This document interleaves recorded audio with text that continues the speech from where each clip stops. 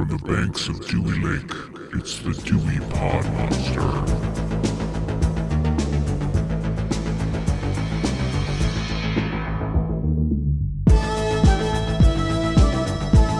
All right, welcome back. My name is John, and this is the Dewey Pod Monster Podcast. This is your weekly podcast about consumption.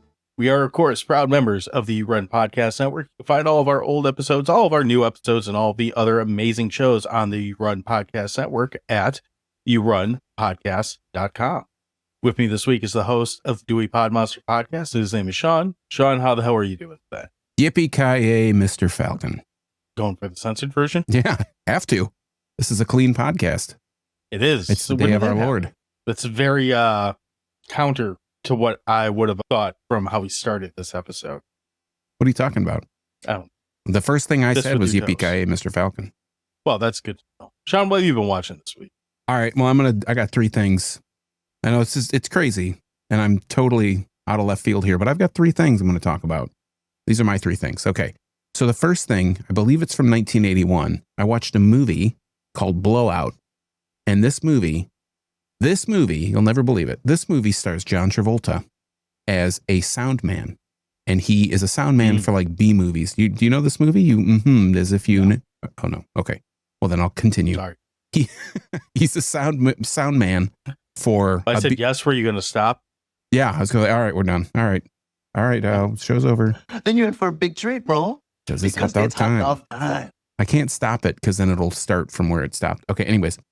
He's a sound man for a B movie studio that concentrates mostly on like slasher movies, and he's in a session with his director, and they're kind of watching. The opening of this movie starts out with them actually viewing the movie that they're producing or directing, whatever, that they're editing. And you don't know that, but they're taking notes like, oh, this sound sucks. Like, let's re-record this one. So John Travolta goes out at night into this park, and he decides that, well, he doesn't decide. He goes out to this park and he's like recording ambient sounds, the night sound, it's that generic night sound that I always hear. So he's out in the woods or in a park or whatever. And he's there recording different sounds. And as he's recording it, he witnesses and records this car crash. Like this car comes like just streaming down the street and flies into this creek. And he's like, holy shit. And there's a person inside. He can see this person inside like banging on the windows to get out. So he goes and he rescues her.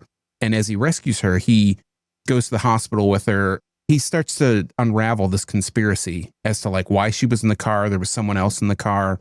Why were they in the car? Who was this person? And the person that was in the car was this like it was basically the mayor of the city that they're in. And I don't remember which city it is. It might be Boston or Philly or somewhere like out in the east.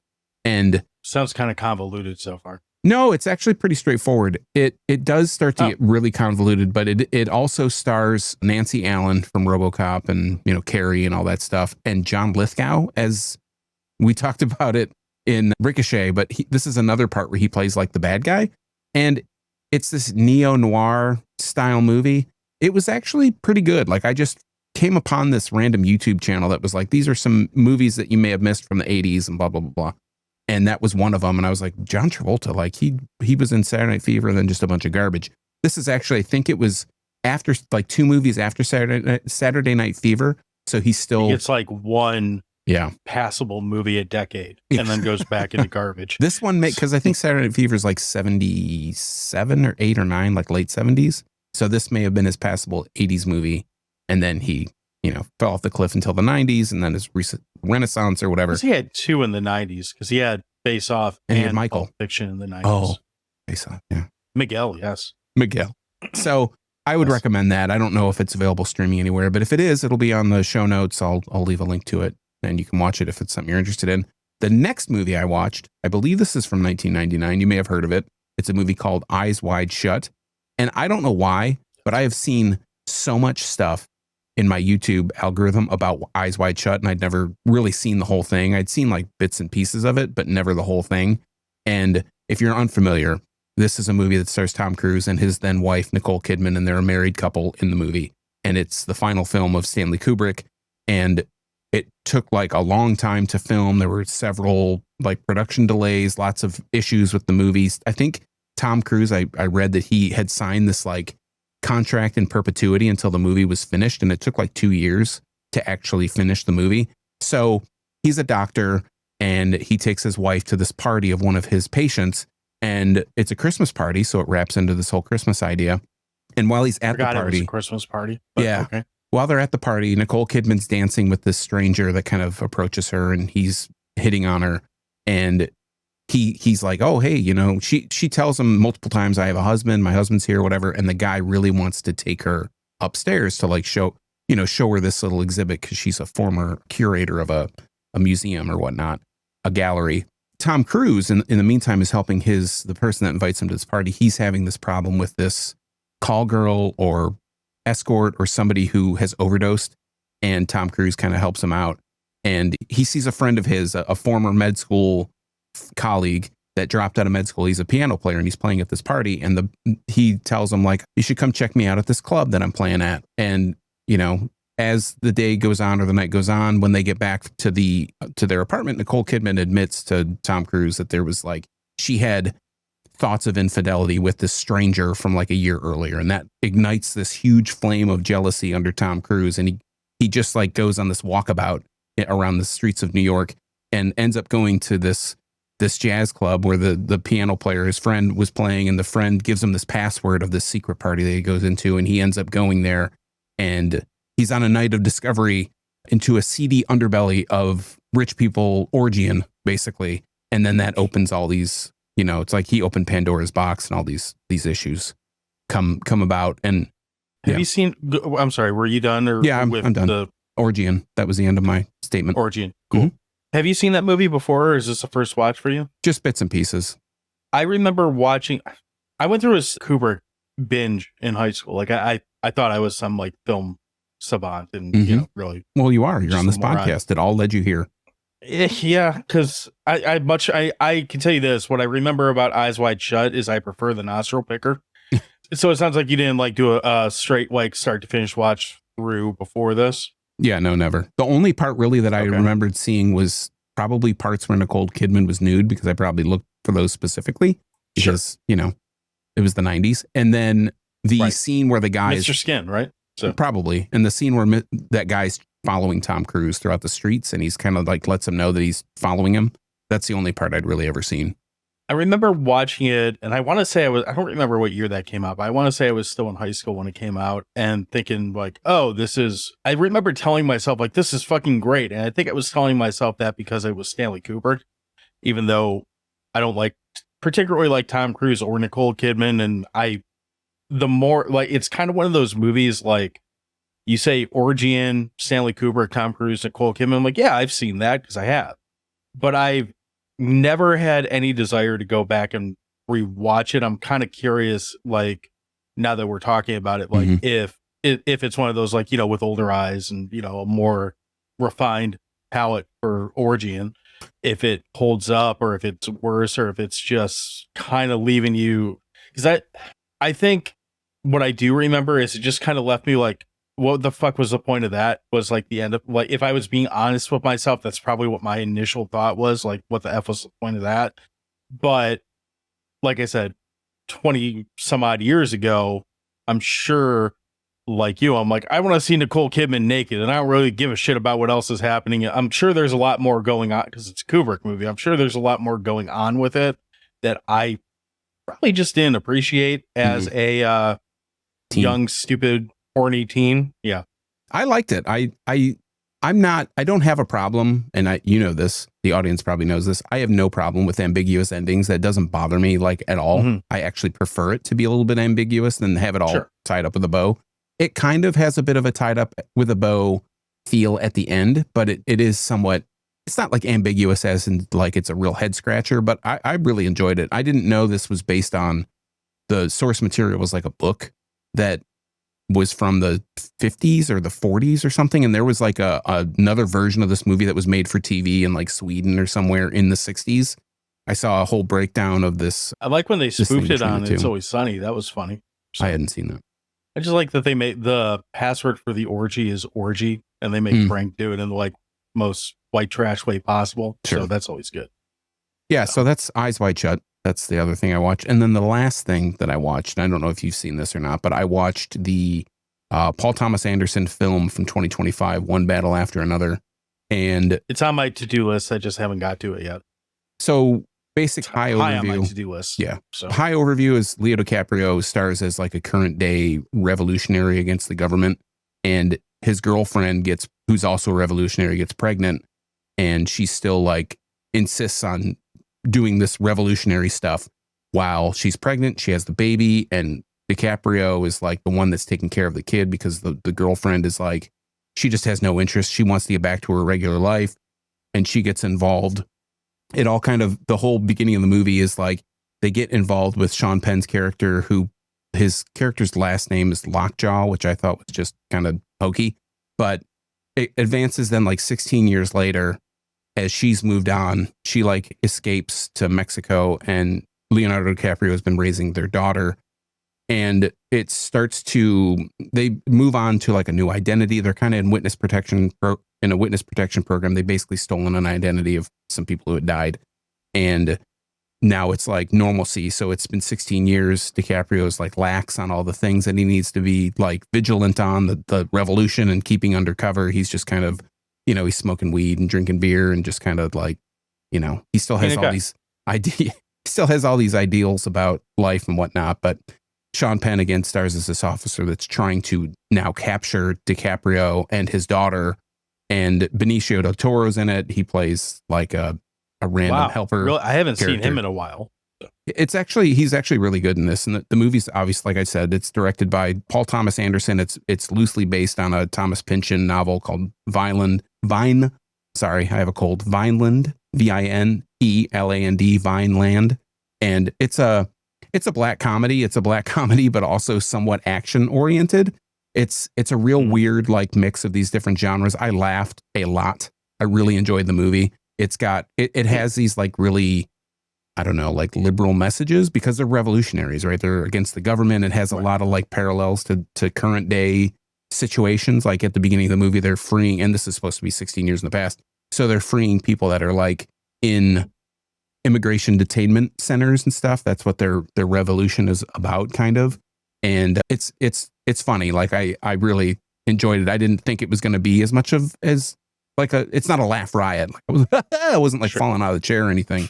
It wasn't like a Def Comedy Jam skit in my house when I'm watching the movie, but I laughed quite a bit at it. I thought it was pretty good, and I'd watch it again for sure. So it's like a 2 hour and 20-ish minute movie. Like I said, I've been sick this week, so I had a little bit of time to watch like Eyes Wide Shut, which was 2 and some odd hours long, and this movie's over 2 hours. Blowout, I think, was an hour and 40 minutes or something. So you had time for those I'm not going anywhere for a minute movies? Yeah, I'm sitting on the couch or laying in bed and watching movies. So that was my week in a nutshell. Basically, those are 3 things I got to watch. John, why don't you tell me what you've been watching? Sean, Bobby. Yeah. I actually kind of have the polar opposite of the type of stuff you've been watching. So take that for what it's worth. I'm going to lead positive because that's a better way to go. I'm going to call them favorite of the show. Co-Defendants dropped a new EP this week. I'm a big fan of them. Sean likes them as well. The new album came out this past Friday, so it's available now wherever you listen to music. It's called Co-Defendants X Zeta live at Red Lion Recording Studio. Very, very briefly, the shorthand backstory on this album, because it is essentially a bunch of remixes of songs that if you're following the band, you've already heard. There's no new track on this album. Essentially the reason why this album exists, if I'm understanding it right, is Co-Defendants write with Chesky and Sam and Fat Mike, and they're on the records, they record them generally, et cetera, et cetera. But Fat Mike also runs a record label, a museum, was in his own band for a while. He's a busy guy. He's got all kinds of other shit that's going on. So they have a touring band that goes with them. The last time I saw them, they did not have said touring band. It was just the 2 of them. But the reason for this album is that touring band had to flee the country because of all of the shit going on with ICE. So to help kind of raise, I'm assuming, funds to benefit Zeta, they released this album to come out and kind of, I don't know how it's going to cushion the blow, but that's, to my understanding, the reason why it's out there. It's great. Every song, when I put this on the other day when it first came out, I'm driving to work and listening to it, and I kind of realized that I've seen this band probably 5-6 times now, something like that. I've seen basically anytime they've been within about 100 miles of me, I've made a point of going to see them. And I realized that I've heard them play the same songs at these shows because they only got like 10 songs on the first album and then probably like 5 or 6 singles sprinkled throughout, as well as this now remix album. I don't know that I've ever heard them play the same song the same way. And they're not like a jam band like a Dave Matthews or a Fish where they're just up there like jerking off for like 30 minutes while they beat bop and scoot around the stage. But they do find a way to make these songs sound just different enough. And it kind of feels like what you're hearing on this album is probably like a rehearsal prior to them going, either whether it's on tour or just a show or whatever the case is, because you're still kind of in the same vein of everything that you get from their initial studio recordings. But there's, especially in songs like Leaving Las Vegas and Defcons, there's like different guests doing different like vocals when they switch from one of the 2 lead guys. So it's cool and it's absolutely worth listening to. If you are like tired of hearing the same songs, you might only want to give it 1 or 2 spins, but I basically played it all day Friday and didn't have a problem with it. Piggybacking on that though, the other thing I've been listening to a lot of this week is I haven't really had a lot of time to watch stuff. That's why my 2 watches are like super short. Like they're combined a lesser runtime than any of the movies that you brought up. So I have been diving into Chesky's solo stuff though. So his solo albums, I say solo because he has a lot of guests on these. So it's a lot of like back and forth with different rappers, different musicians and so on that he brings onto these albums. And I sent Sean a link to just a generic playlist so he can include it. So you don't have to go through and search out like a million different albums. It's really cool hearing like half of a band and seeing like the influence and how it like works into what came after it.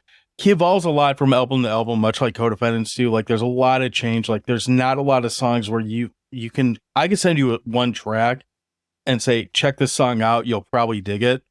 And then send you another track and be like, this is, you wouldn't even know this is the same artist. That's how different these songs are from song to song. But the more I listen to it, the more it's been growing on me and catching on me. And I've been finding more and more tracks I really like out of it. I know when we went and saw found footage, I was playing a little bit, just driving this back and forth in the car. And you were asking a little bit about it. And I didn't want to like blow out the speakers and be like, shut up. But, you know, it's been a pretty constant spin on my radio since then. So bringing it up today, links will be in the show notes. Go check them out. On the viewing side, again, I didn't have a lot of time to watch this week, so I went with short, shitty movies that I don't think anyone wants to watch, but they are Christmassy, so they're on theme. I'm going to start with the movie The Grinch That Stole Bitches. Yes, you heard that right. This is on Tubi. It came out last year, and it's fucking terrible. It is not rated. It just says 18 plus, and the basic premise of the movie is that the Grinch gets out of jail. He doesn't want to go back to jail. And to stay out of jail, he decides that he's going to steal the bitches from Santa. He has sex with a couple of them. It's very like not good sex, even by like shitty movie standards. And occasionally he drops a lot of F-bombs and punches people. I think what they're going for is some kind of like, I almost hesitate to use this word because I feel like it's going to make me sound worse, but some kind of like ghetto version of the Grinch, because I don't know how else to describe it.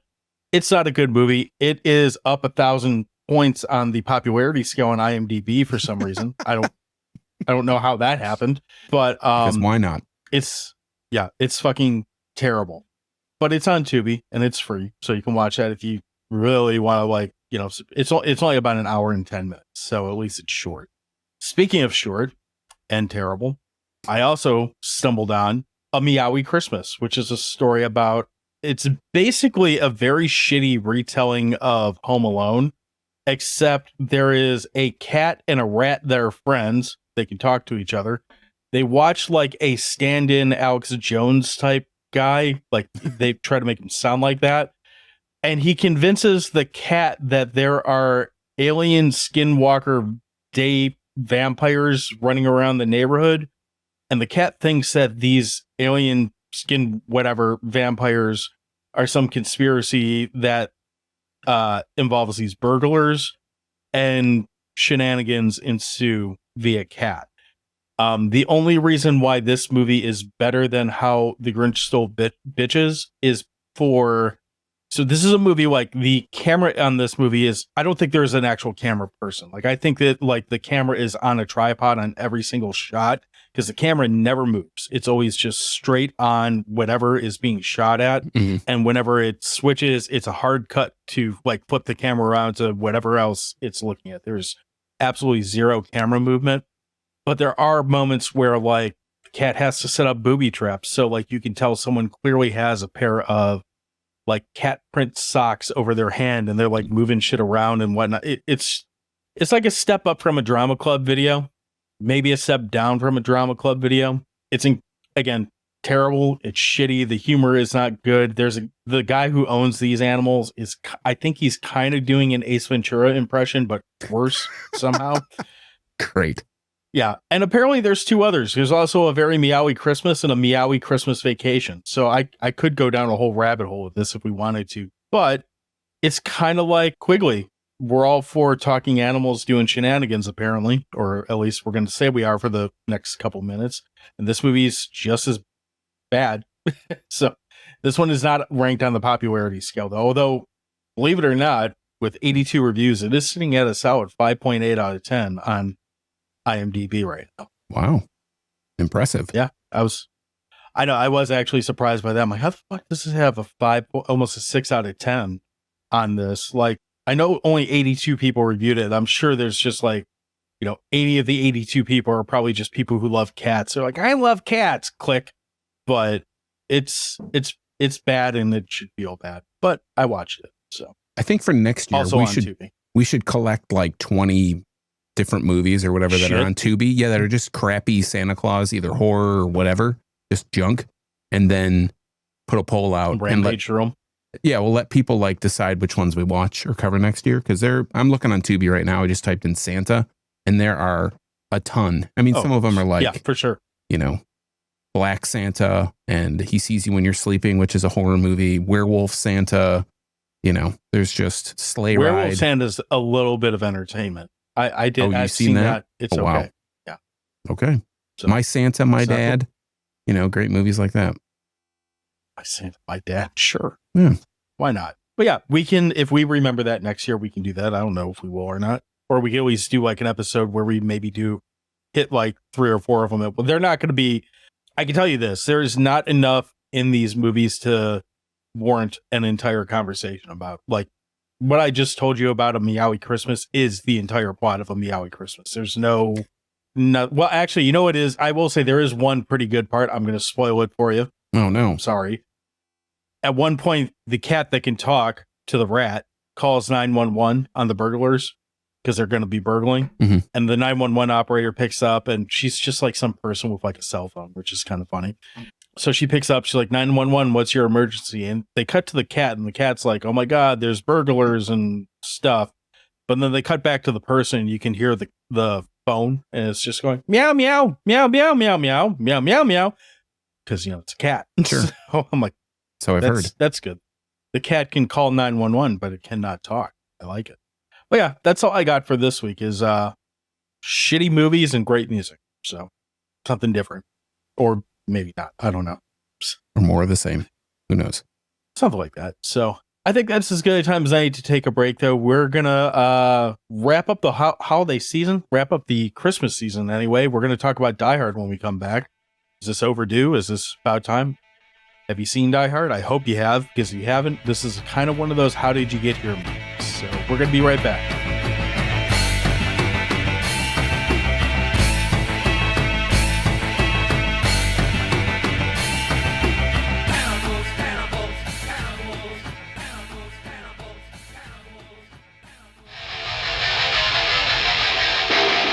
Hey, John here. We recently conducted a survey of 500 senior citizens, and 499 of them said they would rather listen to any podcast other than the Dewey Pod Monster.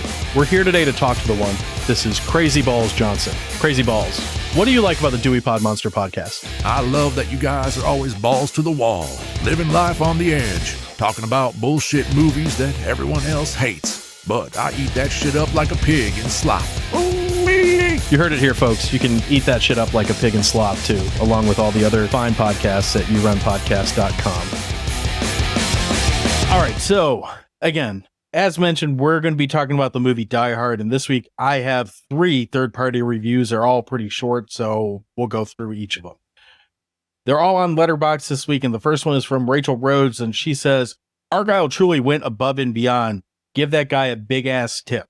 5 out of 5 stars. Next up is Brian, and Brian says, every year I look forward to Ellis saying, Hans, booby, I'm your white knight, and then flashing that shitheel smile. Also 5 out of 5 stars. And then Jeba says, I would Uber everywhere if Argyle was my driver. So a lot of love for Argyle, which is fair. And with that in mind, Sean, do you want to let us know what Die Hard is about? I can do that. For that, I go over to IMDb and I type in the words die and hard.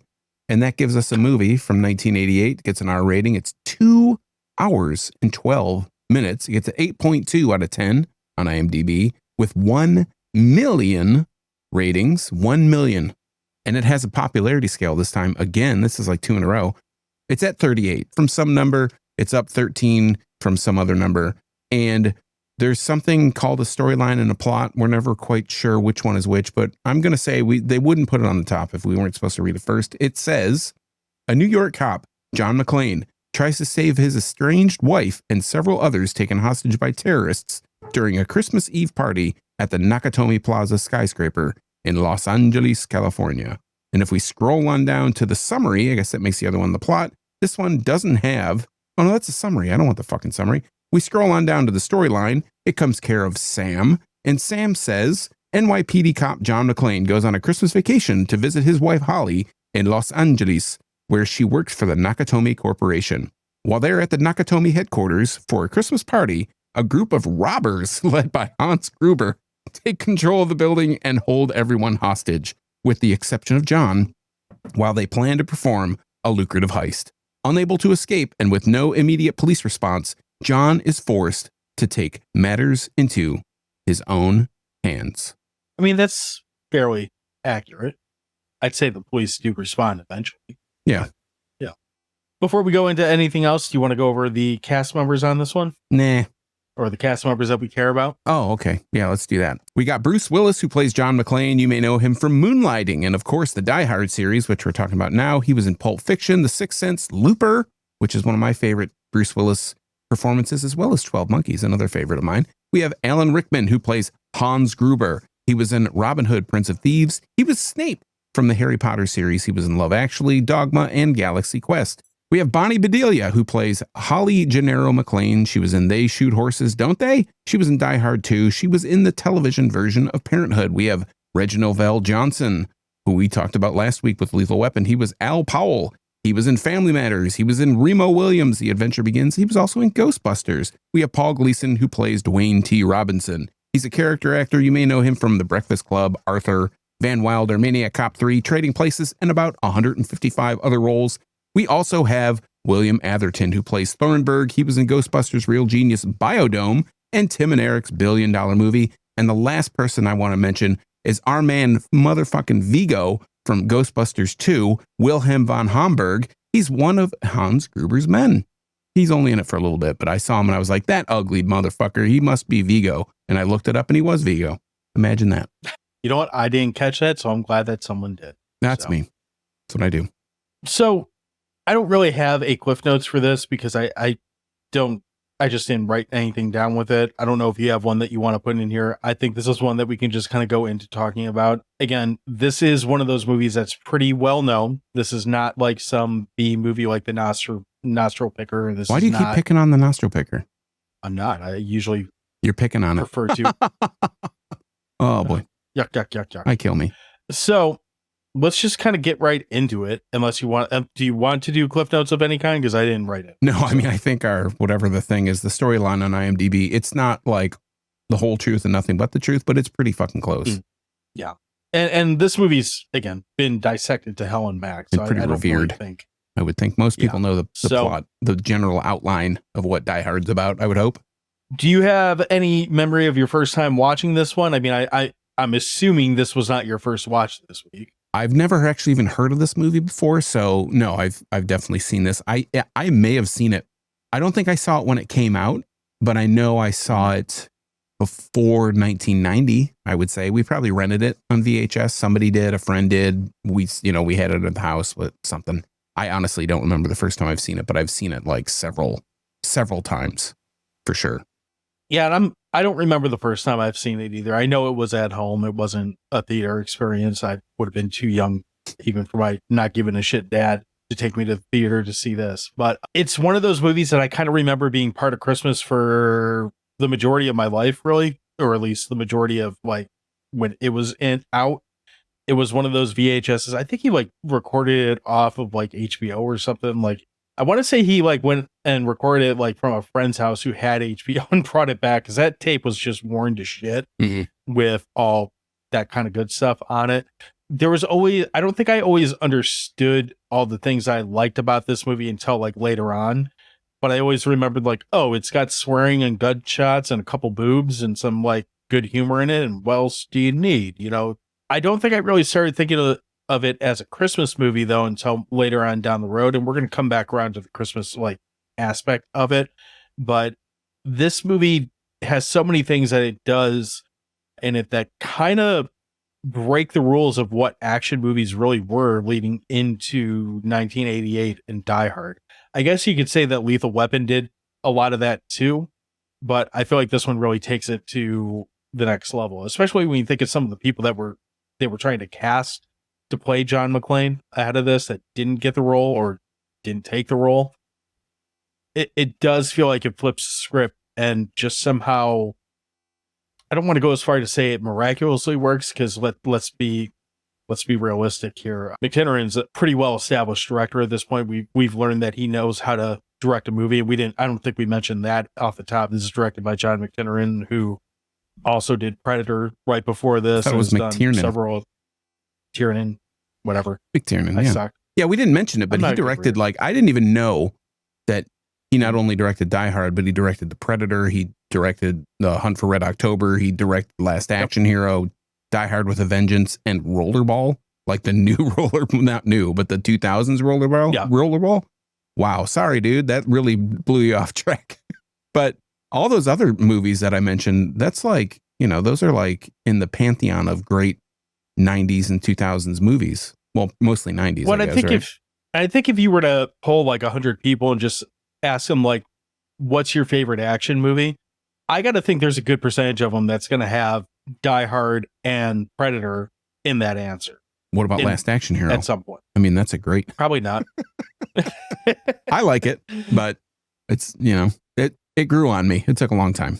It's fine. It's not a bad movie, but I don't think it's in the same league as some of these other ones.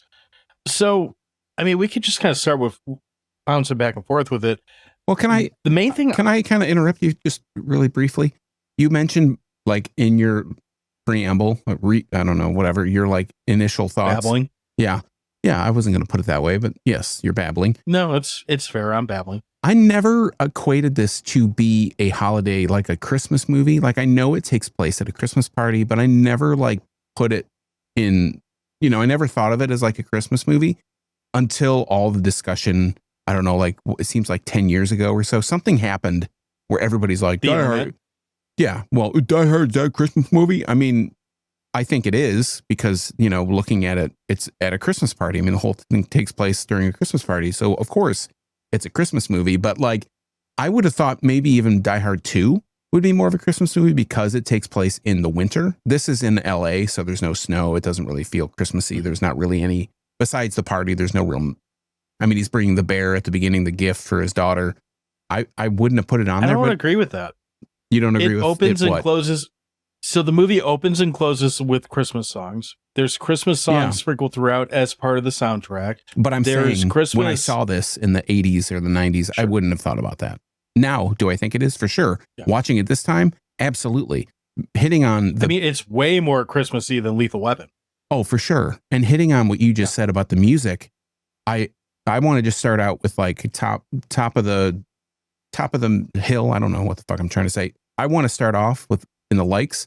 I love that the way that this movie is scored is there are so many themes in this movie that are like they're plays on traditional Christmas songs, but they start to take this, they like morph into this dark territory, like the notes just get minor chords or whatever, and it just starts to get this sinister kind of feel to these Christmas songs that you know and love. Like I think Jingle Bells is in it, and they kind of start to like just off key some of the notes, you know, to make it you recognize it, but you're like, what are they playing here? And like, oh no shit, they totally took this traditional Christmas song and they just kind of, you know, detuned it a little bit, and it makes it so much more sinister. I think that's an amazing touch. I totally agree. I have no reason not to. So we haven't even talked about some of the characters in this, because that's where I'm going to start as far as what really like about this. I love pretty much every character that we get to spend any time with in this movie. It starts with McClane. This is I don't know if it's the first, but this is by far the first that I can think of, or at least that I experienced, action movie with a relatable hero. He's not really wanting to get involved with this shit, but he keeps getting forced into it. That he spends huge chunks of this movie talking to himself, and when he's not talking to himself, he's talking to a guy he doesn't know on the walkie-talkie. And either way, even some of that, it feels like he's talking to himself, even though he's talking to Al. Oh shit, his name's Al. Yeah. Well, yeah, I meant even like both ways. Sometimes he's talking to Hans, and he doesn't know who Hans is. He never. I don't mean to interrupt you, but I am going to. When he is on the radio with Hans, he's on the radio with Hans quite a bit because they just have an open CB or whatever, a walkie-talkie. They call it. Yeah. And he is talking to him, and later in the movie, he never sees him. I watched it this time specifically to see when there are scenes where John is in the room with Hans, but he's like, his face is blocked by like a table leg or, you know, whatever. He's just obscured in some way. When he talks to Hans on the radio, and then later in the movie, when Hans goes directly to find John McClane has no idea who Hans is. So when Hans Gruber puts on that fake accent, the American accent, he has no clue. And it's so genius that the way that they set it up is that you never know that John doesn't know who Hans is. And by the time, you know, it comes to where they actually meet face to face for the first time, you're like, how does he not know? Oh shit, he doesn't know what he looks like because they've never shown him, like from John's perspective. So on top of that, I love Alan Rickman in this movie. This is the first movie I saw Alan Rickman in.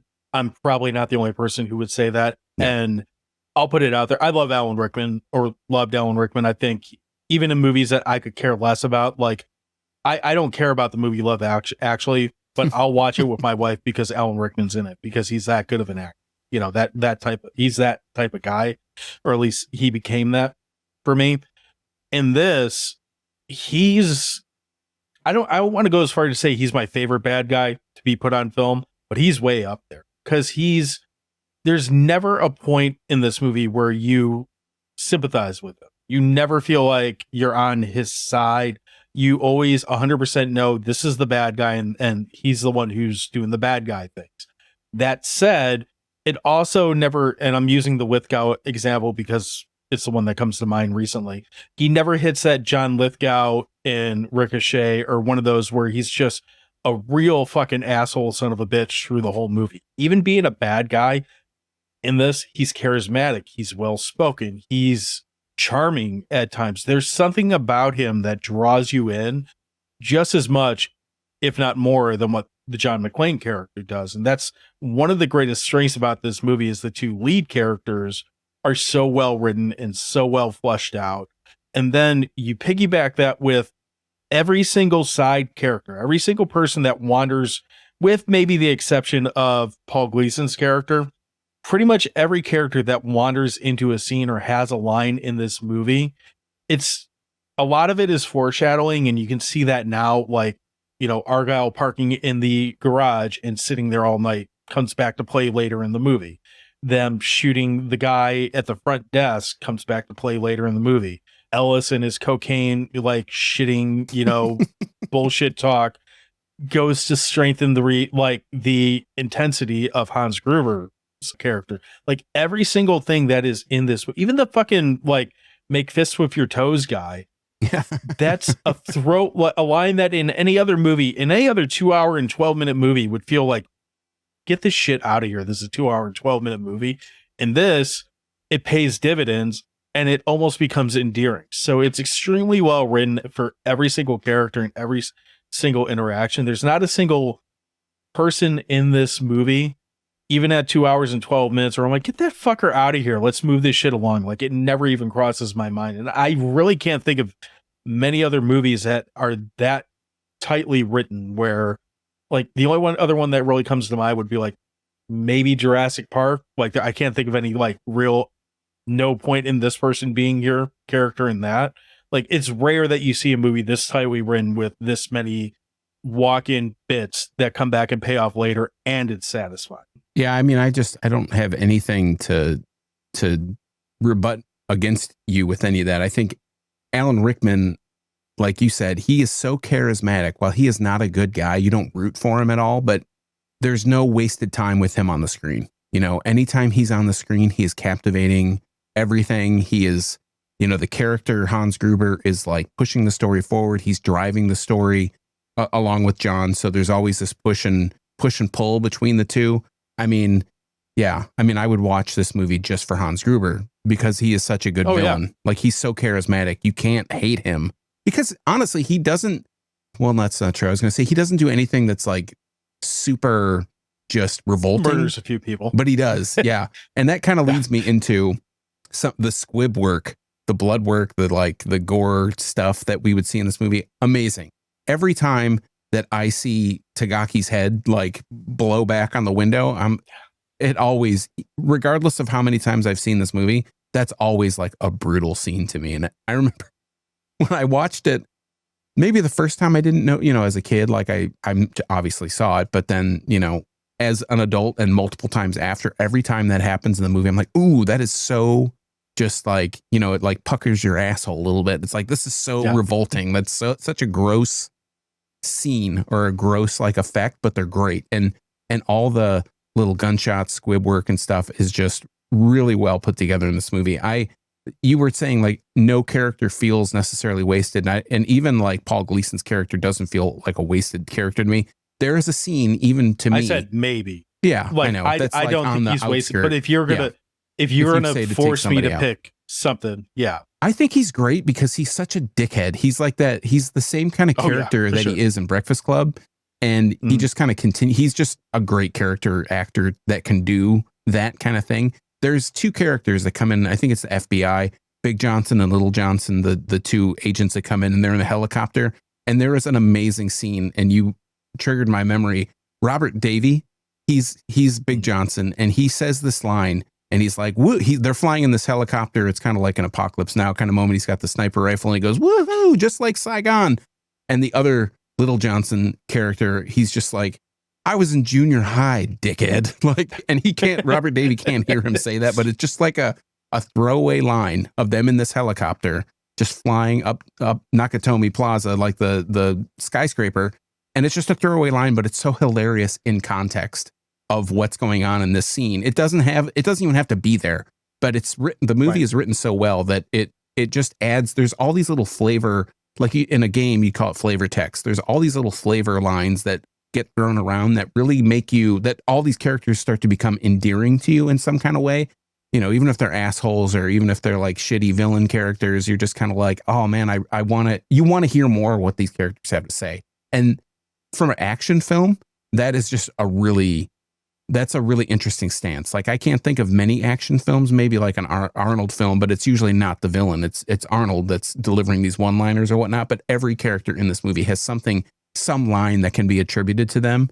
For the most part, I think there may be like one or two that don't have many speaking lines at all, that, you know, they just get killed and it's like, oh, okay, they're dead. Sure. But most characters in this movie have some kind of line that could be quotable. And that's kind of astonishing for a 2 hour long movie, basically, with like this huge cast. Like, of the cast members that I mentioned, there's several that I recognize from other movies. It was just like, how many people that are starring in this movie are we going to mention? The other thing this movie does really well for an action movie is it does, especially for an action movie that has a lot of humor baked into it and a lot of action scenes into it, it actually does a really good job of building tension as well, which I don't think a lot of movies like this do that. And it really boils down to Alan Rickman being fucking amazing. And there's two scenes in particular that really hit it home. And I'm going to go back to Ellis again because it's, Ellis goes in there and he does his shitheel like routine with him trying to negotiate as well.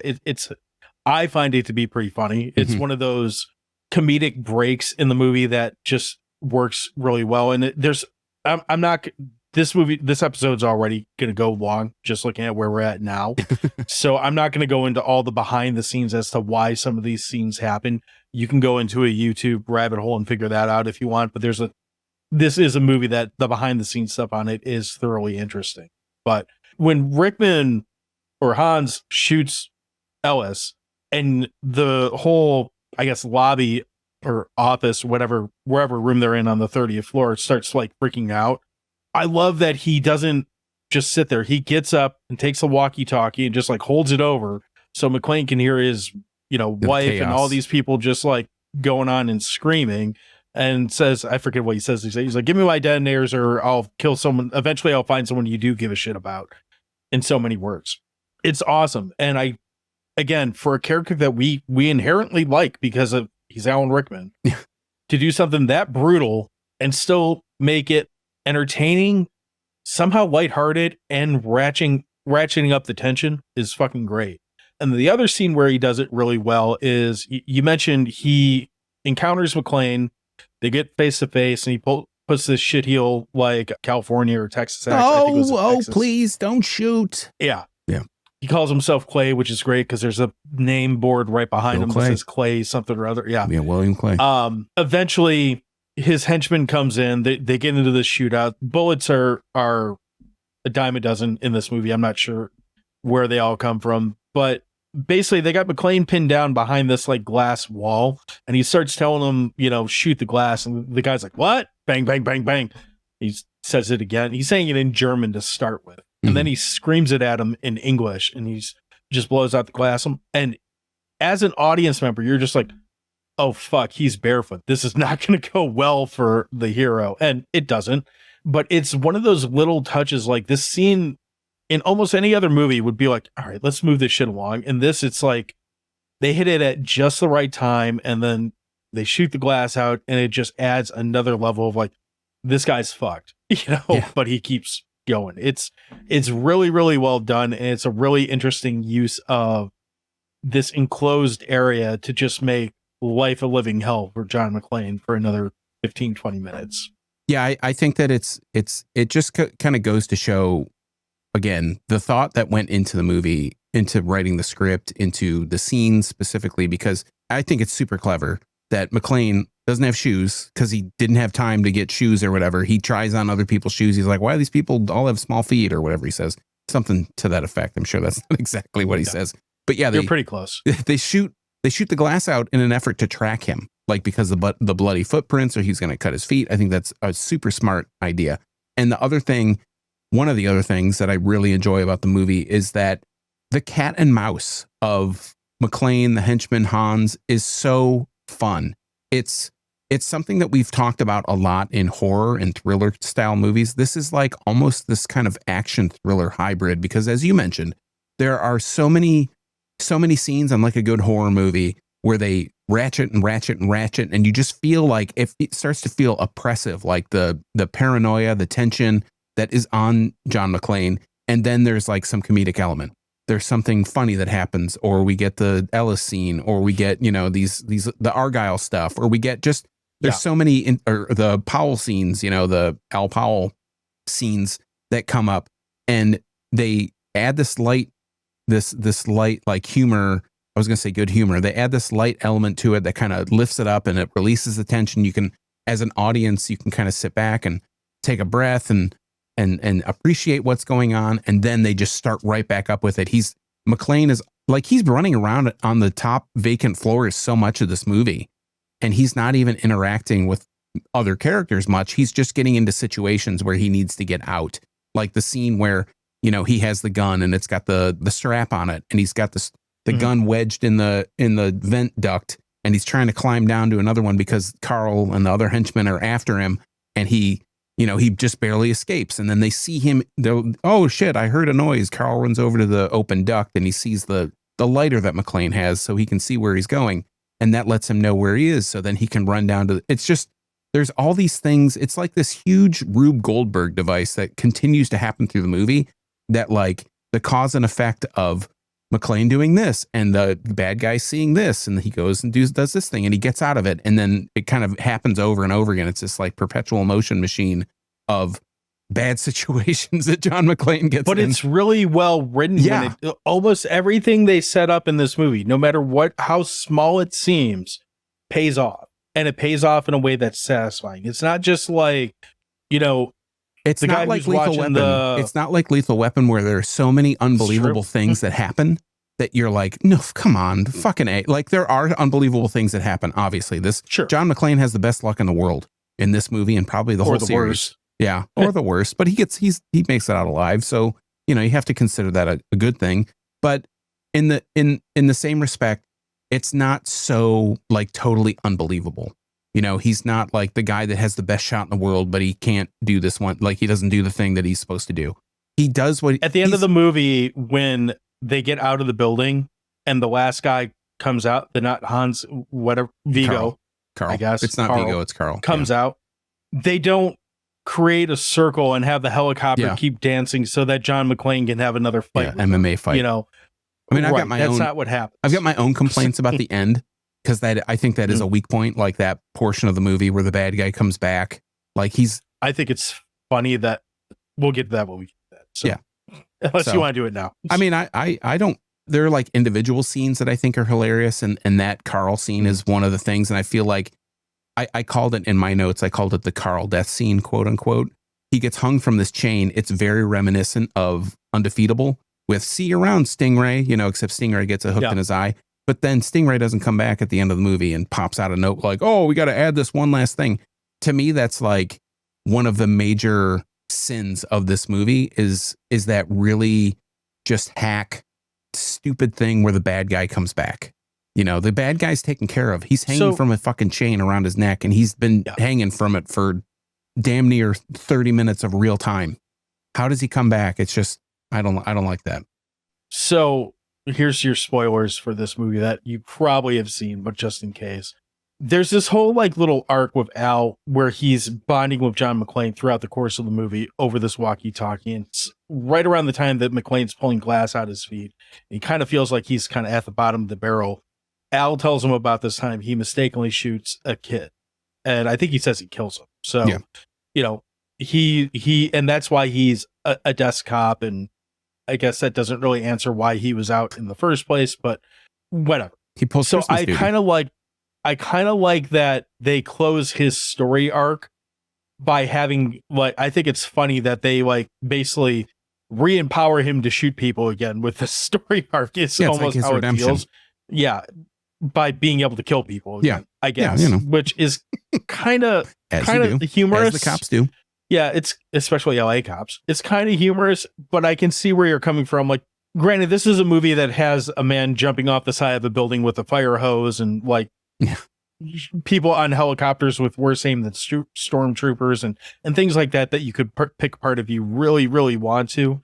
But for the most part, this movie is fairly grounded. Like, it's not like Lethal Weapon, like we said, where it's so you have to say okay, whatever, to every single scene.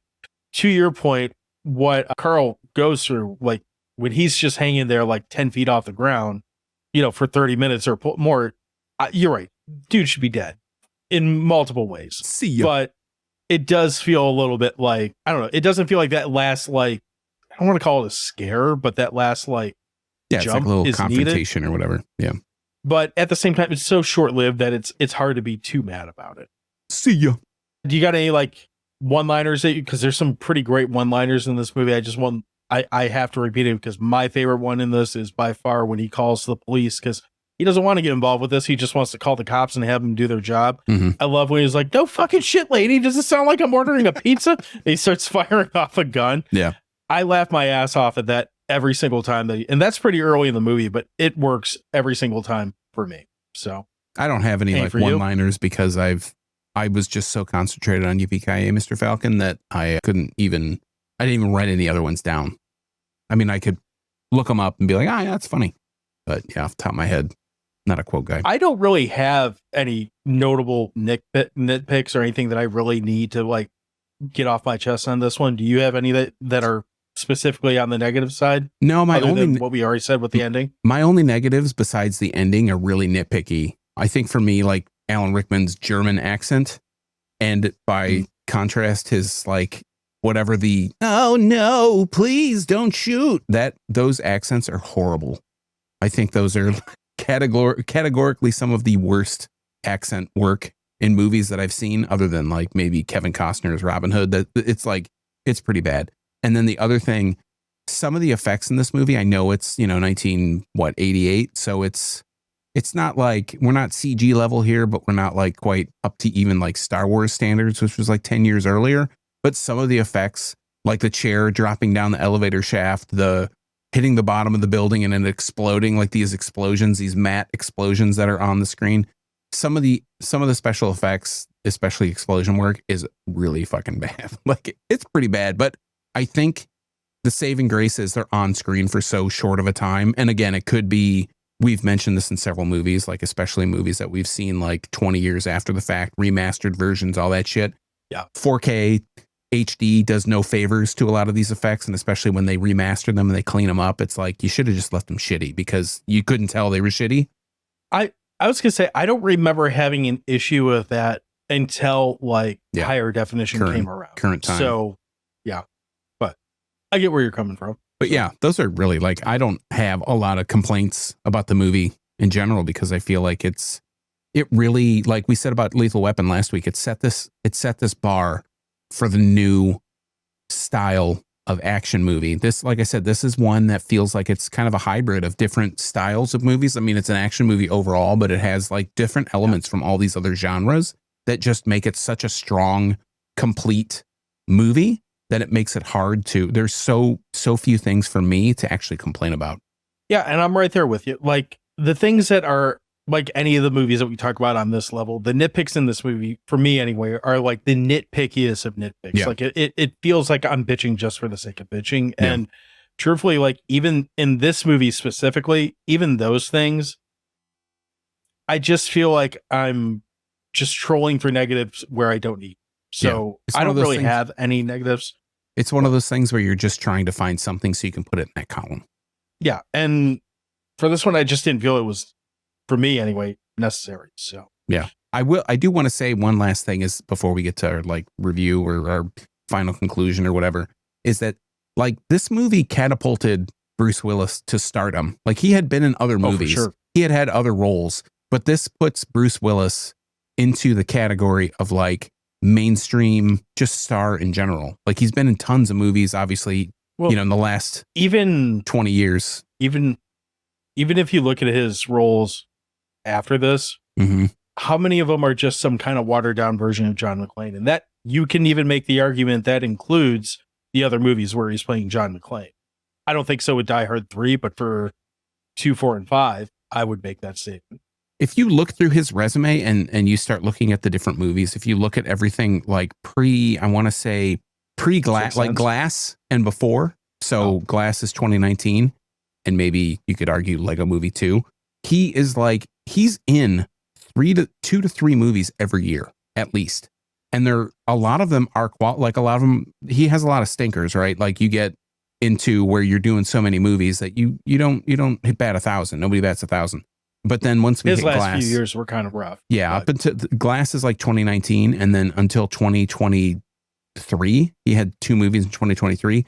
He is in, I would say there's at least 20 movies here that I've never heard of any of this stuff. Obviously his health concerns and everything, but sure. I mean, this catapults him into stardom, and there are so many movies on here that are classic movies.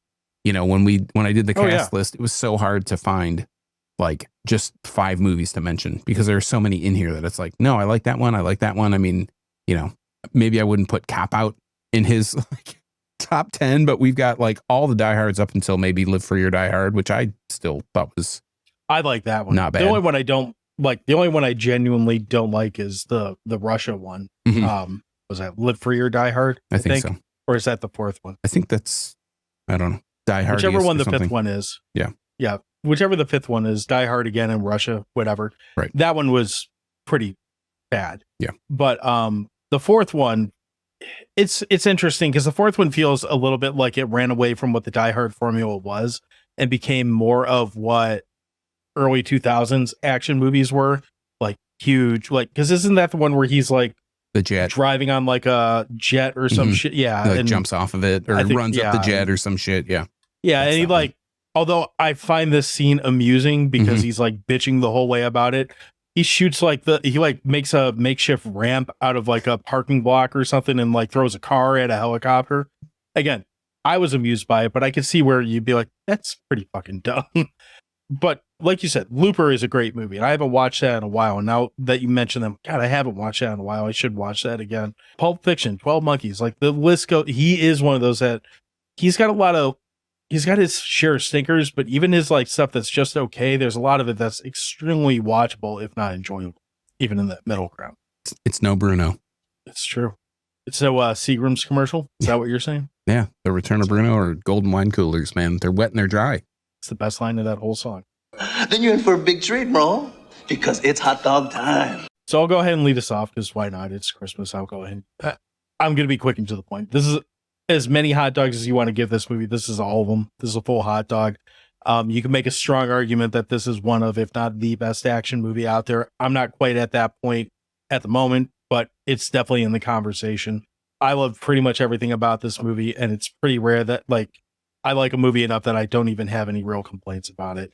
It's 2 hours and 12 minutes. I didn't complain once about it being 2 hours and 12 minutes. It doesn't feel like it when you watch it. This movie it's not a perfect movie, but it's about as close as you're going to get. So yeah, hot dog score. Whose hot dog is this? Huh? Is it yours? I just have to say, I think this is probably the longest movie that we've ever actually reviewed. It's 212. Is that what you said it was? Is it? Yeah, 212. I have to think it has to be the longest thing, because if it's anything over an hour and a half, generally anybody that listens to the show knows that John will more than likely make a comment about it. My thing is, like, Die Hard is the ultimate action movie. There are so many memorable scenes and quotes. It's the perfect mix of action and a thriller, as I mentioned earlier. It does a great job of ratcheting tension and then releasing it with like lightheartedness and humor and rinse and repeat. So, I mean, what else can you say? The bad guys are despicable. We've talked about Alan Rickman ad nauseum, but he is so fucking charming as Hans Gruber. You don't really root for him, but you can't wait to see him again, and you can't wait to see him get his, because he's just that kind of character. And what he does with the role, and when he does get his, it's just iconic. The movie cemented Bruce Willis, like we just went on this little mini rant or little, I don't know, information dump. It cemented Bruce Willis as just a movie star, maybe the movie star for his like particular time and place, and it set his insane career in motion. I think it just set the standard for what action movies, like the high bar that action movies could live up to.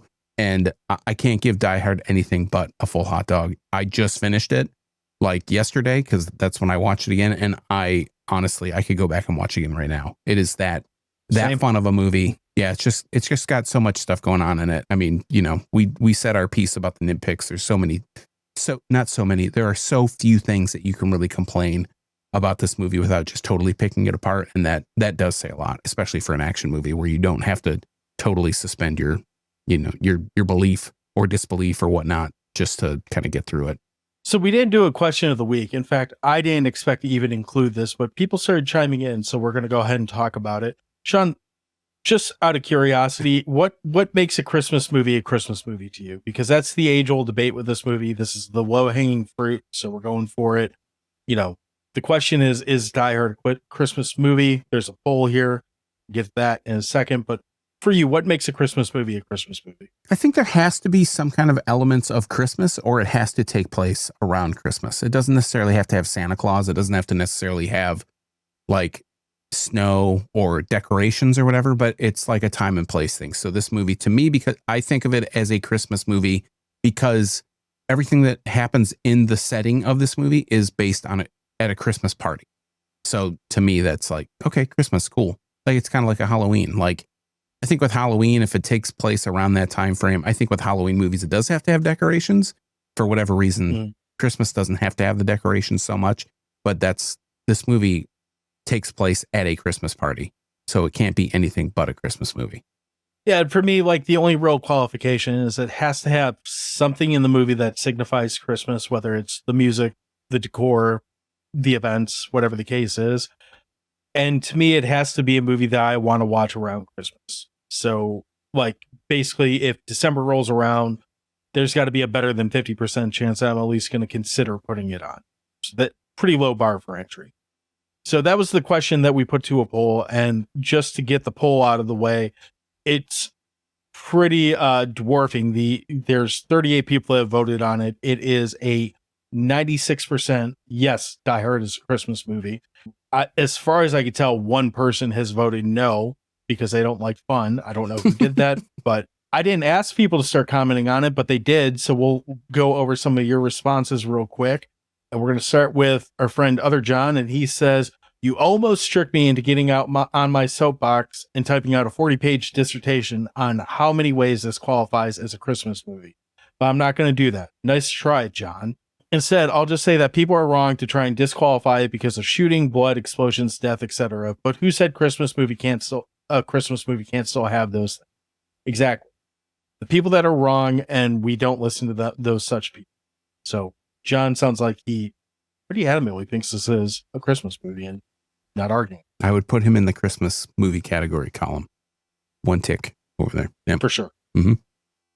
Let's see. Halloween Town says John McClane, he's traveling with a giant teddy bear as a Christmas gift. It takes place during an office Christmas party to quote, ho, ho, ho, now I have a machine gun. You don't write a line like that in blood during the summer or spring or fall. Most of all, he used holiday packing tape to hide the gun on his back.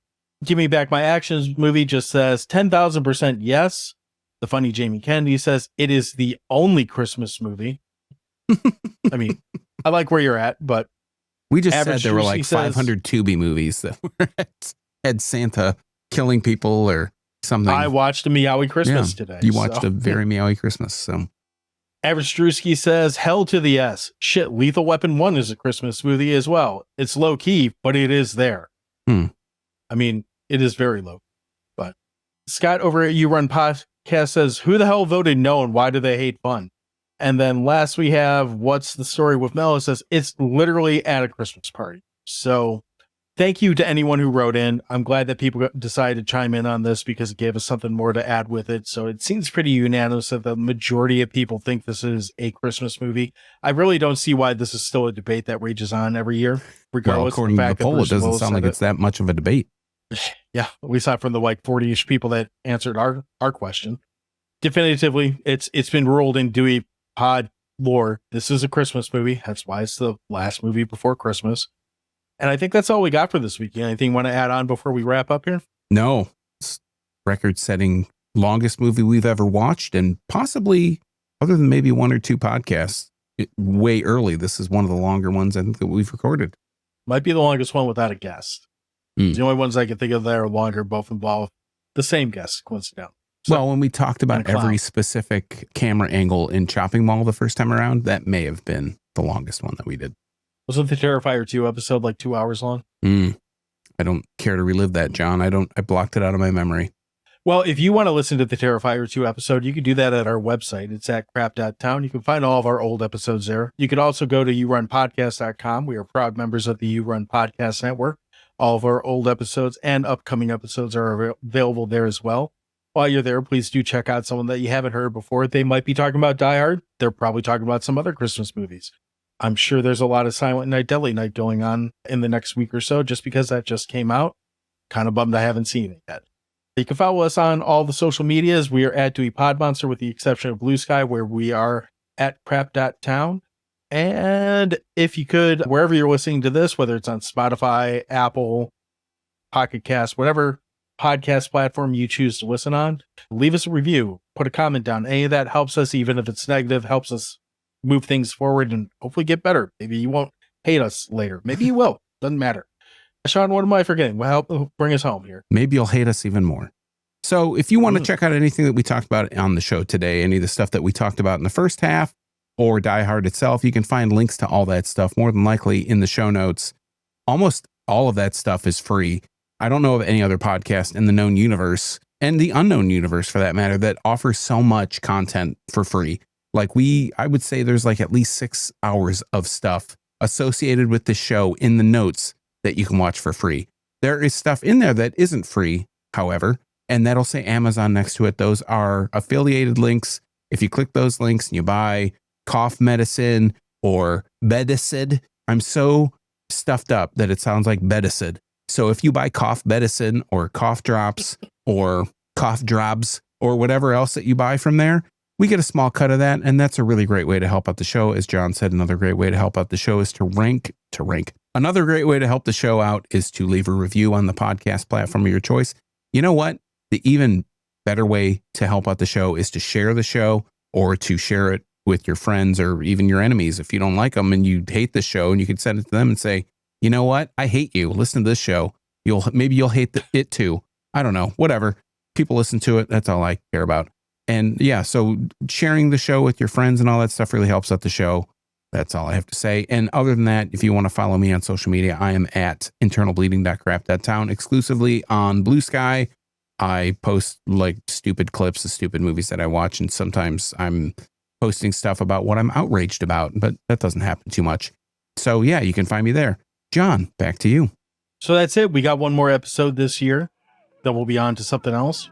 It's not going anywhere. But until then, Merry Christmas, Butthorn. Swell up. We'll see you next week. Bird season's over, Butthorn.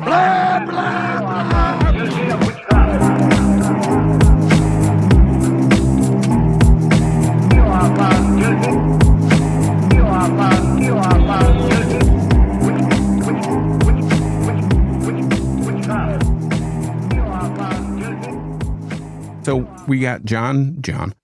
We got Bruce. God damn it! Stop moving the fucking chairs. We got Bruce Willis who plays. Call him that. Bruce, goddammit, stop moving the fucking chairs. Goddamn chairs. That's all going to get cut out too. It's a damn shame.